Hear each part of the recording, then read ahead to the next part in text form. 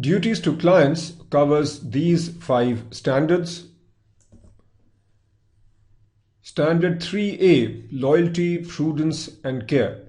Members and candidates have a duty of loyalty to their clients and must act with reasonable care and exercise prudent judgment. Members and candidates must act for the benefit of their clients and place their clients' interests before their employers or their own interests. This is an important standard and it places the client before even the employer. So let's just understand the order over here. Let's say you are an investment advisor and you work for a particular brokerage firm. What you need to do is place the client's interests first.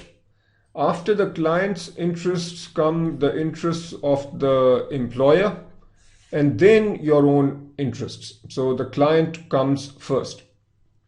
The only exception has to do with integrity of capital markets, which was the earlier standard we talked about.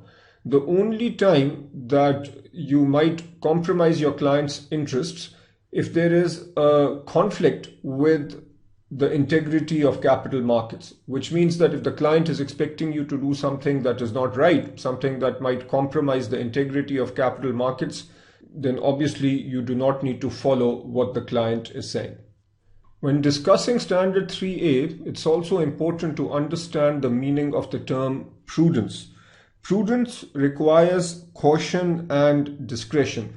One simple way of putting it is that when you are advising a client or acting on behalf of the client, you need to treat the client's funds the way you would treat your own. That is the most simple way of putting it. But if we get a little deeper, we also need to understand the client's circumstances. So we have to put ourselves in the client's shoes, understand the risk and return requirements for our client, and then make decisions or make recommendations based on the situation. At times, we might be following a particular investment mandate. In that case, prudence would mean following or diligently following the mandate. Let's now look at various elements under guidance. The first one is understanding applicability of loyalty, prudence, and care. There is a very simple point to be made over here. Investment advisors will find themselves in different job roles, and then obviously the job descriptions will be different. It is possible that in certain situations an investment advisor or a portfolio manager has fiduciary responsibility. With fiduciary responsibility, there will be some legal requirements, and obviously fiduciary responsibility also comes with a higher level of trust. There will also be situations where an investment advisor or an investment manager might not have fiduciary responsibility. But even if he or she does not have fiduciary responsibility, this standard still applies in the sense that the investment advisor needs to be loyal, needs to be prudent, and needs to be extremely careful in managing the funds of the client or in giving advice to the client. Next point has to do with identifying the actual investment client. Standard 3A is about being loyal to your client. So the first step is to understand who your client is.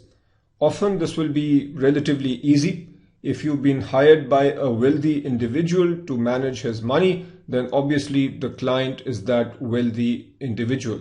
But it is not always that easy to define the client. Let's take another situation where you've been hired by a large company to manage the pension fund. So you've been hired by the company and you are managing this fund. Who is your client? And in other words, who must you be loyal to? At first glance, it might appear that since the company has hired you, the company is your client. But in this context, that is not true. Your client consists of all the employees for whom this pension fund is being run. So you need to understand the mandate of this pension fund, and you need to be loyal to all those who will ultimately benefit from the pension fund. Another scenario is where you are managing, let's say, a large cap equity fund, and that fund has a particular benchmark. Let's say that the benchmark that it's compared against is the S&P 500. Several people might be investing in that fund. Your client is not any one individual. So what your responsibility is in this context is to follow the mandate of the fund. In other words, whatever the prospectus says about that particular fund, that is what you need to follow. So simplistically put, you need to be loyal to the mandate. Developing the client's portfolio. In doing so, you must follow the guidelines given by the client. If, let's say, an IPS has been defined, then your responsibility is to follow what is documented in the IPS. Furthermore, in creating the portfolio, one needs to take a portfolio perspective. This means that each investment needs to be evaluated in terms of the impact that it will have on the overall portfolio. Also, as investment advisors, we need to consider tax implications and any other constraints that the client has identified. Next, we come to soft commission policies. To understand this concept, let's consider the following scenario. You are an investment manager. You get money from your client and you use the services of a broker to invest this money. Since you are using this broker, the broker obviously needs to be paid a brokerage fee. That brokerage fee also comes from the client. The client might not know which particular broker or brokerage firm you are using. Let's say that from this particular broker, you get research reports. Note that you are getting these research reports from the broker because of the brokerage or the commissions that you are paying the broker. The brokerage commission, though, is coming from the client. It's the client's money. So anything that you get from the broker, such as the research report, really should benefit the client. If that is not happening, then we have a conflict, and it is your responsibility to inform the client of this conflict and be clear about how this conflict is being handled. If you do not do that, then we have a violation of standard 3A. Another scenario is that you have a choice of selecting a broker out of several different brokers.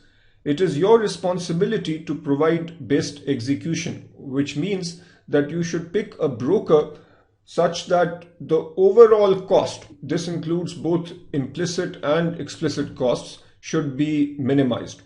A detailed discussion of implicit and explicit takes place at level 3. For now, it is enough to say that you need to select a broker such that the overall cost for the client is minimized. There might be another situation that you need to be aware of. Sometimes the client might tell you to use a particular broker. This is called a directed brokerage situation. Since the money to pay the broker is coming from the client, there is nothing wrong with directed brokerage. But you still have a responsibility. Let's say the client tells you to go to broker number 2, and you believe that broker number 2 is not providing the best execution to the client. It is your responsibility to inform the client, and then if the client insists on using that broker, that is okay. Then you are supposed to use that broker, because again, the client brokerage is the client's, so ultimately the client can decide how to spend his money. Next, we come to proxy voting policies.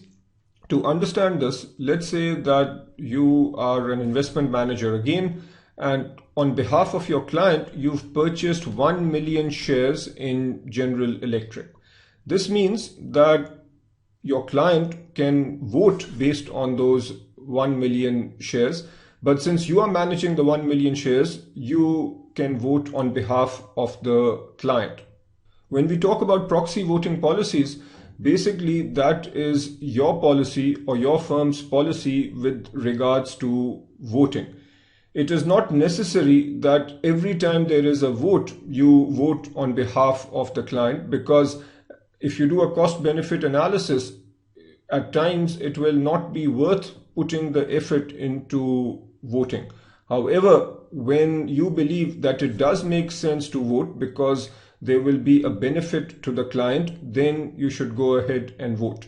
Having said that, the point here is that whatever the policy is of your firm with regards to proxy voting, that policy needs to be very clearly communicated to the client. We now come to recommended procedures for compliance.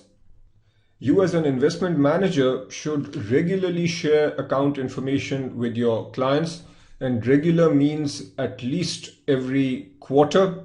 Account information should include all the holdings and all the transactions that took place during the quarter. Client approval. If you need to take an action about which there is any doubt as to whether or not the client will approve or whether or not it follows the mandate of the client, then you should get the client's approval before proceeding. We also have a long list of policies for the firm here. Where possible, you should encourage the firm to have these policies, and at least at an individual capacity, you should be following these policies. Most of them are fairly self-evident. You should encourage the firm to follow all applicable rules and laws, and obviously you yourself should do that. Establish the investment objectives of clients. Consider all the information when taking actions. Obviously, this is all information related to the client. So you need to understand the client's risk profile, the client's return requirements, the client's constraints, and so on.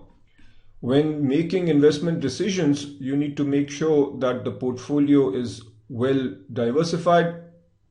You need to carry out regular reviews with the client because your client's circumstances might change.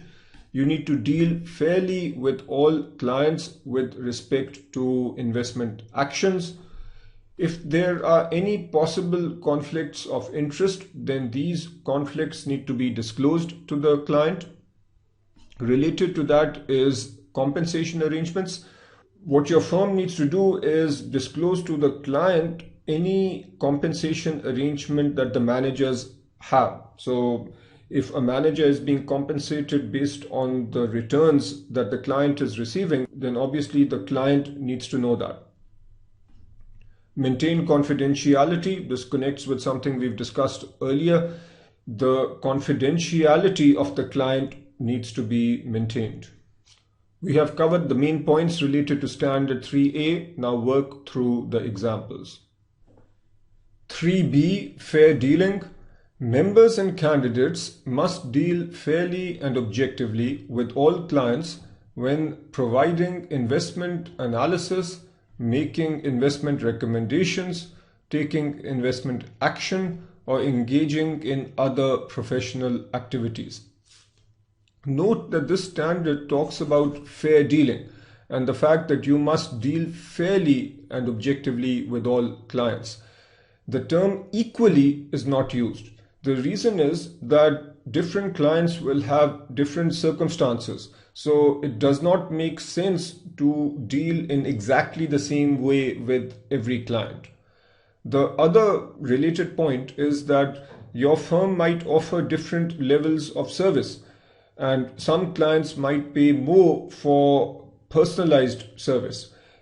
If a client is paying more for personalized service, then obviously it makes sense to offer a higher level of service to that particular client. In terms of guidance, there are two dimensions. One has to do with investment recommendations and the other with investment action. Let's say that you are a sell-side research analyst working at a brokerage firm. You create research reports in which you make buy, sell, and hold recommendations related to various stocks. So what are the guidelines that you need to be aware of? The main point is that you need to disseminate information in such a manner that all your clients have a fair opportunity to act on your recommendations. In other words, it would not be correct if some clients who happen to be your most favorite or your largest clients get your recommendations before smaller clients. So an important point is that all clients, large and small, should have an opportunity to act on the information in a timely manner. Still, on investment recommendations, it is important to keep in mind that there will be times when you change your recommendations. So let's say that you originally had a buy recommendation on a particular stock, and now you've changed your recommendation to sell. You need to be aware of those who might have acted on your previous information, and they should obviously receive the updated information. Also, if a client comes to you after your sell recommendation has been issued and wants to buy more shares, then it is your responsibility to inform the client that your recommendation has changed. And if the client still wants to buy, then you can go ahead and help the client buy more shares. Coming now to investment action. Now, let's say that you are a portfolio manager and you are actually purchasing shares for your client. The basic idea is that you should treat all your clients fairly, given their investment objectives and circumstances. For example, when making investments in new offerings or in secondary offerings, you should distribute the shares to all customers for whom this particular investment is appropriate, and you need to be following a method which is consistent with the policy of your firm. If necessary, you should also allocate shares to your clients on a pro rata basis.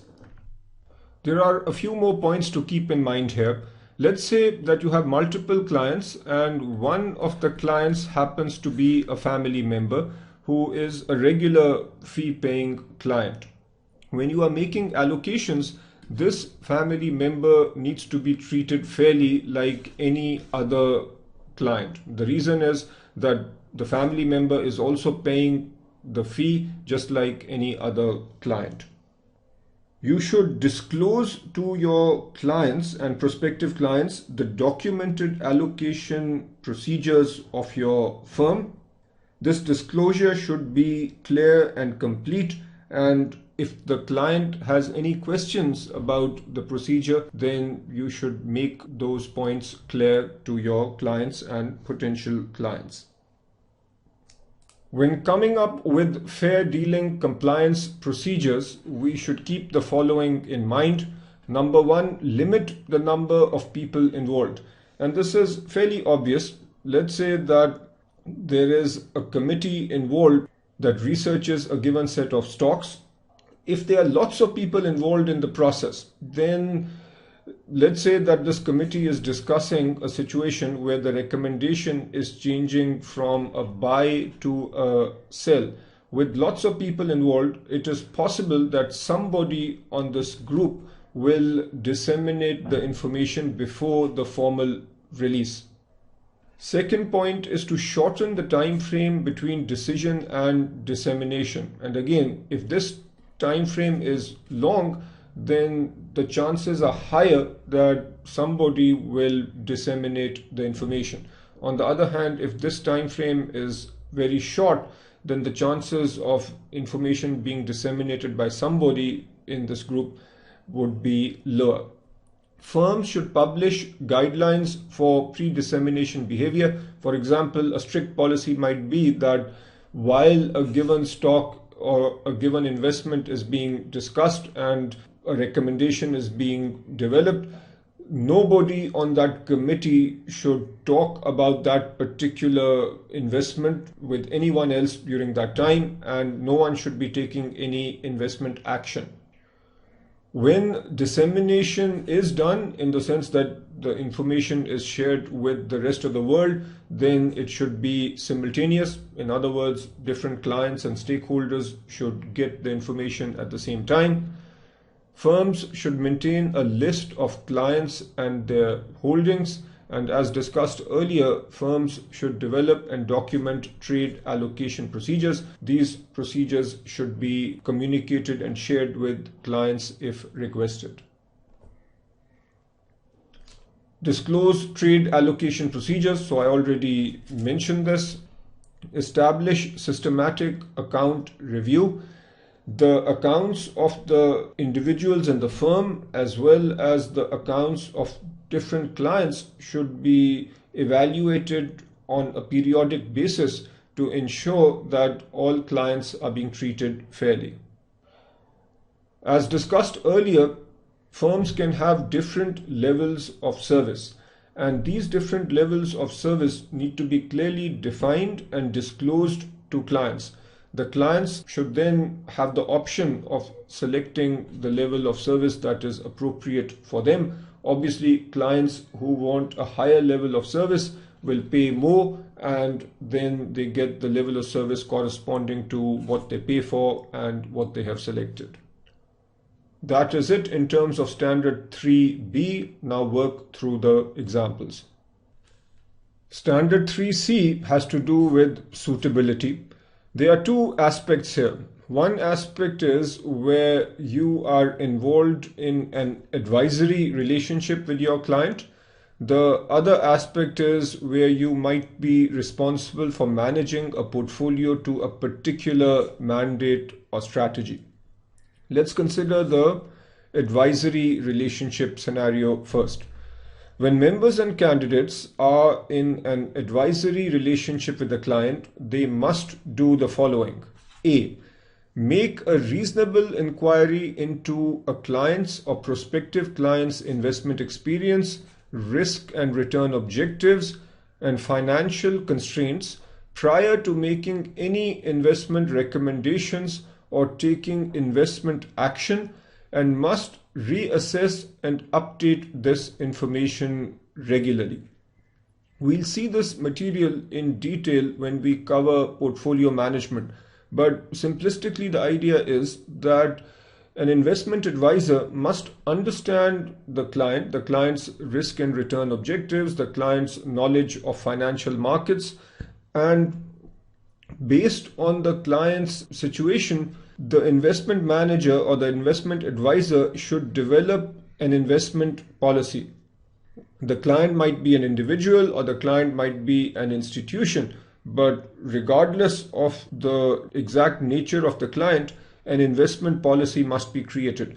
Obviously, what is contained in the investment policy will depend on the client, but very simplistically, the investment policy will outline what sort of investments are appropriate for the client. Item B. Determine that an investment is suitable to the client's financial situation and consistent with the client's written objectives, mandates, and constraints before making an investment recommendation or taking investment action. This is fairly self-evident. Obviously, if the client is very risk averse, then the investments that need to be made have to be relatively low risk investments. Another point made over here is that the client's situation might change, or that is implied over here, because of which the investment policy statement should be reviewed periodically and updated.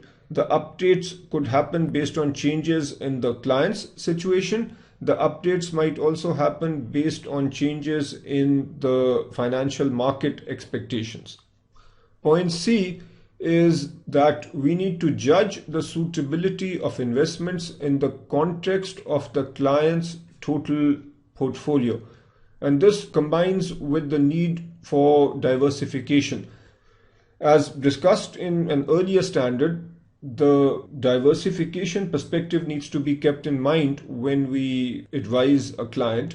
And also, when a new investment is evaluated, it needs to be evaluated in a portfolio context.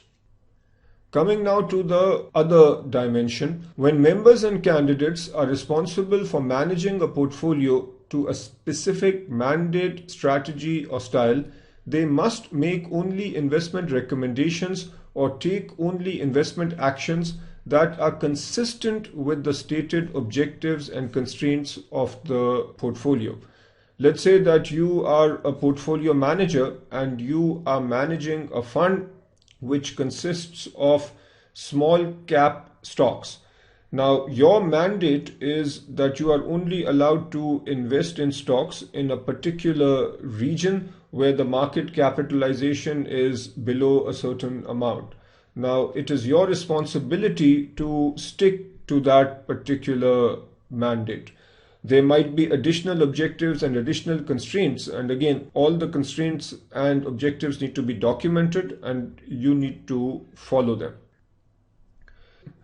In terms of addressing unsolicited trade requests, the situation might occur whereby your client asks you to execute a trade or take an investment action that is not consistent with the investment policy.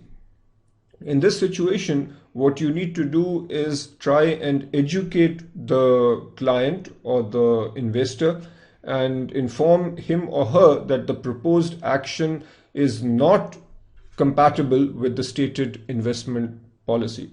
You need to make sure that the client understands the risks and the potential rewards before any action is taken. The recommended procedures for compliance are in line with what we've talked about. Obviously, an investment statement policy needs to be put in place, whether the client is an individual investor or an institution.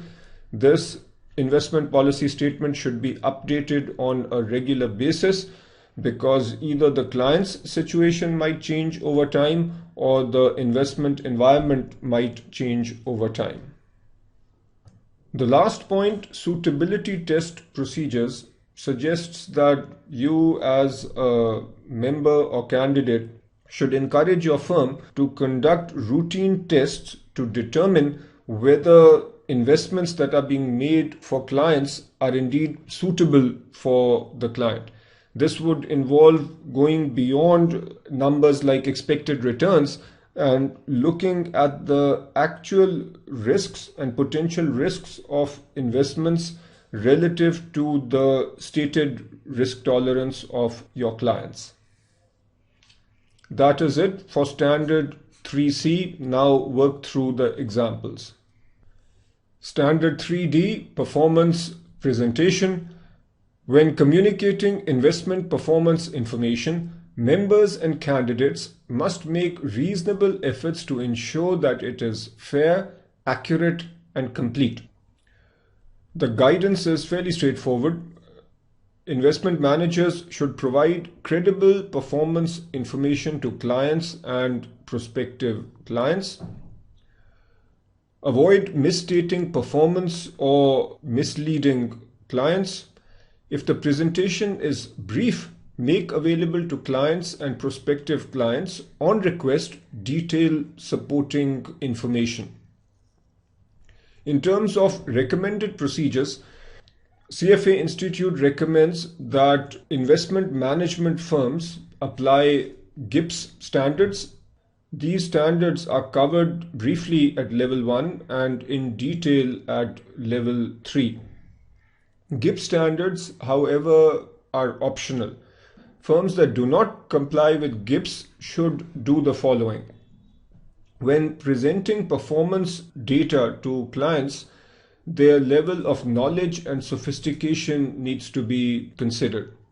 Investment managers should present the performance of the weighted composite of similar portfolios rather than using a single representative account. Just to illustrate this point, let's say that you are an investment manager and you are managing portfolios for 3 very similar clients, and the 3 portfolios have a similar mandate. One portfolio is worth 2 million, another one is worth 10 million, and the third one is worth 8 million. Let's say that the return on this portfolio was 9%, the return on this one was 20%, and the return on this one was 2%. When you present returns, rather than just take the one portfolio that did really well, you need to present performance based on a weighted average of these 3 similar portfolios. That is what is being referred to here as a composite. You need to include terminated accounts as part of performance history. Say you are reporting performance numbers for the last 5 years, and over the 5 years, some of your clients dropped out, probably because the performance data was not that good. Say you did not do that well for these clients. When you present information, you also need to include these terminated accounts, and you also need to specify when those accounts were terminated. Include disclosures that fully explain the performance results being reported. There might be different methods for calculating returns. In quantitative methods at level 1, you have learned the time-weighted return and the money-weighted return. There might be other methods for calculating return. And when you report numbers, you need to specify which methods you've used. Maintain the data and records used to calculate the performance being presented. This is self-evident. If there is ever an issue, one can go back and look at the records to determine exactly what happened. Standard 3E, preservation of confidentiality.